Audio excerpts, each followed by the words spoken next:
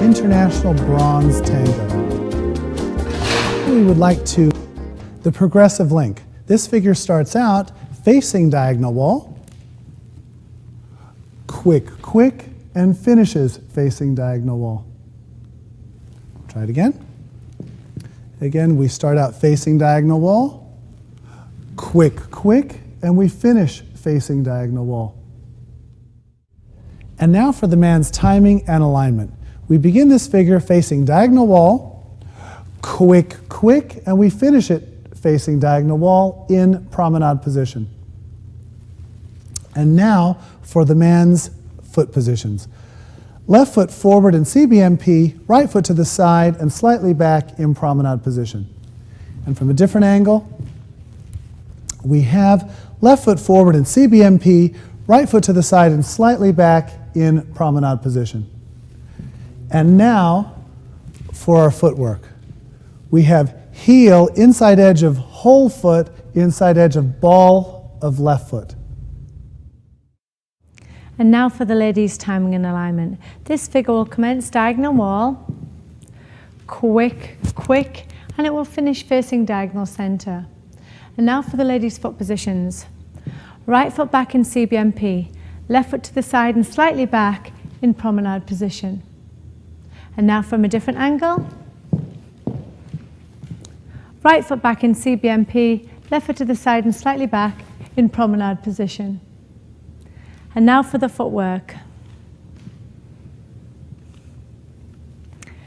Ball heel, inside edge of ball heel of left foot, inside edge of ball of right foot. And now let's discuss the technique in this figure. I'll take the men first. So gentlemen, as we step forward into our CBMP position, we're going to rotate slightly to our left, turning the thighs to the left. Now, in this connection, I want you to think that there's pressure on the inside of the thighs, but not down to the knees, because we don't want to have too strong a contact.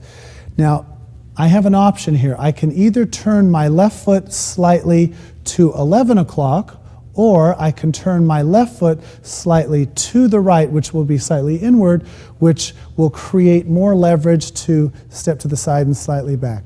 So that is up to you which one you prefer. My own preference is for leverage in creating a torque to unwind. I prefer turning the left foot slightly inward for my CBMP position because I feel it generates more power through my knee, thigh, and hip to open the lady to promenade position. Now, what I'd like you to focus on is that we're going to unwind our bodies from the bottom, or meaning the base, through our upper bodies and then up to the top through our arms and shoulders. So what I'd like to kind of in slow motion dance for you, I have quick, my left thigh and hip start to generate and rotate to the right as I'm placing my foot, and now my upper torso catches up and my elbows keep rotating to the right.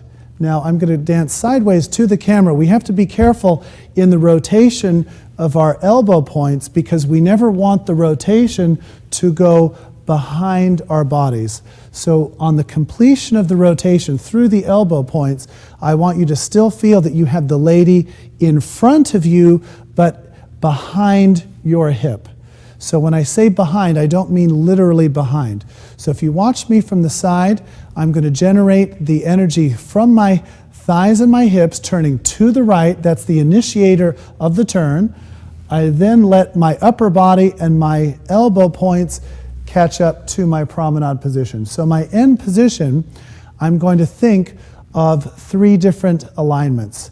My feet will be one alignment on a diagonal. My low center, which is my center of gravity here, will be my belly button area. That will be just slightly to the right of my feet. And then my next point will be my high center of gravity, which is my sternum. That will be slightly to the right of that. So that way you have 3 different points. So when you finish your link position, you're going to feel that the elbow points are parallel to the lady and that you have those 3 points lined up for a beautiful promenade position. Now, when we finish in our promenade position, it's very important that we have a very clean foot position. So I'm going to turn and back the camera here. So I want my feet in a parallel position. I'm shaping my left foot. I do not want the heel up too high. Remember, it's inside edge of ball of foot. And you'll notice my knees are in a flexed position. Now, we have to be careful when we land that we're not swaying to the right, that we're as vertical as possible with our blocks of weight. I'll turn sideways to the camera. And that our weight is within our own plane of balance. We never want to lean forward onto the lady or sit too far back away from the lady. So I'll dance that again from a different angle. We have quick, quick. And hopefully you could see from that angle the rotation of my upper block of weight here, but again, keeping the lady in front of me, but yet in an offset position. And now for the ladies' technique. For me, on a progressive link, all of the work is done down in the base area. So ladies, basically what I'd like you to feel is when you first initially start off, you have to allow the left hip flexor to start to rotate backwards. Now, I'm going to face the camera for this, so when I start to use my left hip, you can see that the right thigh is actually starting to rotate down. Quite often when we think of a progressive link, we think of the leg that we are moving instead of the leg we're standing on. So this hip is the preparation for us to be able to get our right foot back. Now, normally in all of the other dances we talk about a nice clean track, making sure that we don't cross tracks. But in a progressive link, I like to think that my right leg is very, very much underneath my body and almost to the point where it's slightly turned in. In fact, it's quite strongly turned in at this stage. So I get to this position. Now then, what I want you to feel, ladies, is that you take the lower center back and allow that heel to just simply kiss the floor before the waist will actually finish and complete the rotation.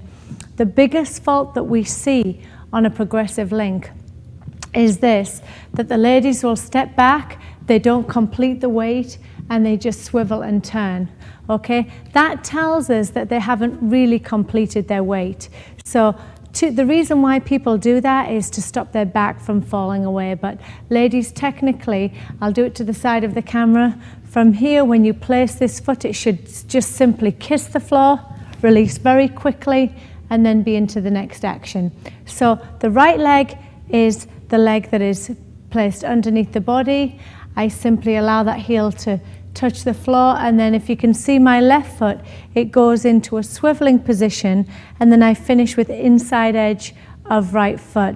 Now if you notice, hopefully my feet are parallel, they're traveling in the same direction. Try not to allow the knee to turn out here, ladies. Feel like there's a little magnet between the knees, and if you can feel that sensation, you'll always have a feeling that the knees will travel forward and not out in some other direction. Keep the body as still as possible. You can practice the progressive link by just purely turning the lower body and waist area. This will isolate the top. Try not to allow the shoulders to become too involved in this beginning step, and simply use the base to allow the legs and feet to get to their location. And that's the progressive link.